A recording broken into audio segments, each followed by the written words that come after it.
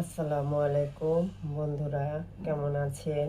আলহামদুলিল্লাহ, আমি ভালো আছি।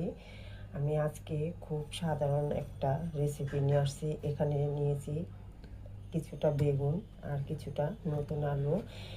এটা আমি লবণ আর হলুদ দিয়ে মেখে নিব। হলুদ দিয়ে দিলাম, এখন ভালো করে মেখে নিব। এই যে হলুদ আর লবণ দিয়ে মেখে নিয়েছি। এখন আমি চুলায় চলে যাব। কড়াইটা বসিয়ে দিয়েছি। এখন আমি একটা মশলা তৈরি করব। এটার জন্য কিছুটা পরিমাণ তেল দিয়ে দিলাম আর দিয়ে দিব কিছুটা পেঁয়াজ। এই তরকারিটা বন্ধুরা যদি এইভাবে রান্না করেন, মাছ মাংস কিছুই লাগবে না। এটা খেতে খুবই একটা টেস্টি। আর এখন নতুন নতুন তরকারি আলু বেগুন এগুলো দিয়ে কিন্তু এইভাবে রান্না করলেও খুব ভালো লাগে। পেঁয়াজটা লাল করে ভেজে নেব। দেখুন পেঁয়াজটা কিন্তু হালকা হালকা লাল হয়ে এসেছে। এখন আমি একটু ফাঁকা করে নিলাম। এখানে দিয়ে দিব কিছুটা চাল। এই চালটা পেঁয়াজের সাথে ভালো করে ভেজে নেব। দেখুন চালটা কিন্তু ভাজা হয়ে গেছে। এখন আমি পেঁয়াজ আর চালটা একসাথে করে ভেজে নেব। ভাজা কিন্তু হয়ে গেছে। এখন আমি এটা উঠিয়ে নেব। এই দেখুন চাল ভাজাটা উঠিয়ে নিলাম আর পেঁয়াজটা। এখন আমি কড়াইয়ের মধ্যে তেল দিয়ে দিয়েছি। এখন বেগুনগুলো আর আলুগুলো ভেজে নেব এক এক করে। দেখুন সব বেগুনগুলো একসাথে দিয়ে দিয়েছি। এখন বেগুন আর আলু লাল করে ভেজে নেব। সেটা অফ ক্যামেরায় আমি ভেজে নিচ্ছি।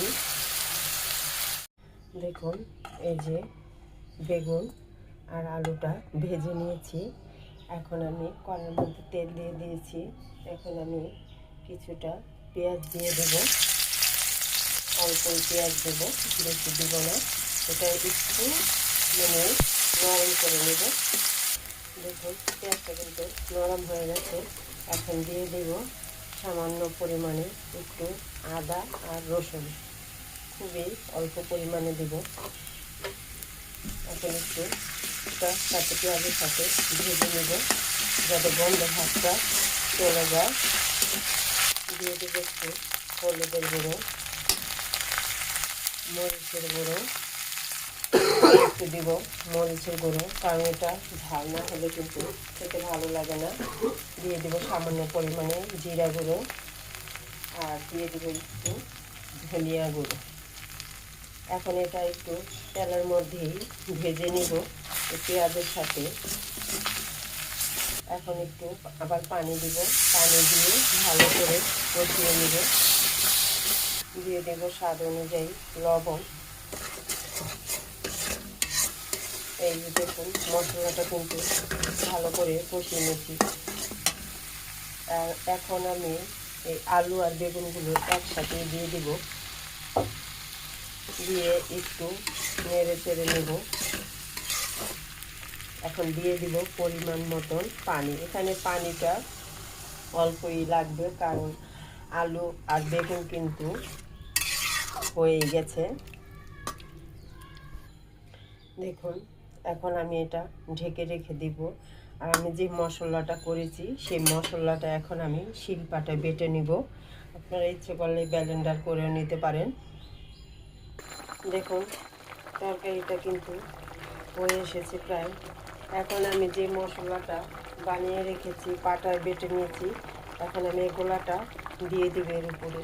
এটার যে একটা ঘ্রাণ আসে, এই ঘ্রাণটা কিন্তু অসাধারণ লাগে, আরও গাঢ় হয়ে যাবে। সাথে দিয়ে দিব কিছু পরিমাণ ধনে পাতা। এখন একটু ভালো করে বলক এনে নেব। দেখুন তরকারিটা কিন্তু হয়ে গেছে, কত সুন্দর দেখাচ্ছে। আর এটা খেতেও কিন্তু খুব মজা লাগে গরম গরম ভাতের সাথে, অসাধারণ কোনো মাছ মাংস কিছুই লাগবে না। যদি ঘরে কিছু না থাকে এভাবে রান্না করলে খুবই ভালো লাগে। বন্ধুরা, যদি ভিডিওটা ভালো লাগে একটা লাইক শেয়ার কমেন্ট করবেন, কমেন্ট করে জানাবেন। এবং বন্ধুরা নতুন যারা দেখবেন ভিডিওটি সম্পূর্ণভাবে দেখে নতুন নতুন বন্ধুরা আমার চ্যানেলটি সাবস্ক্রাইব করে দেবেন। আল্লাহ হাফেজ।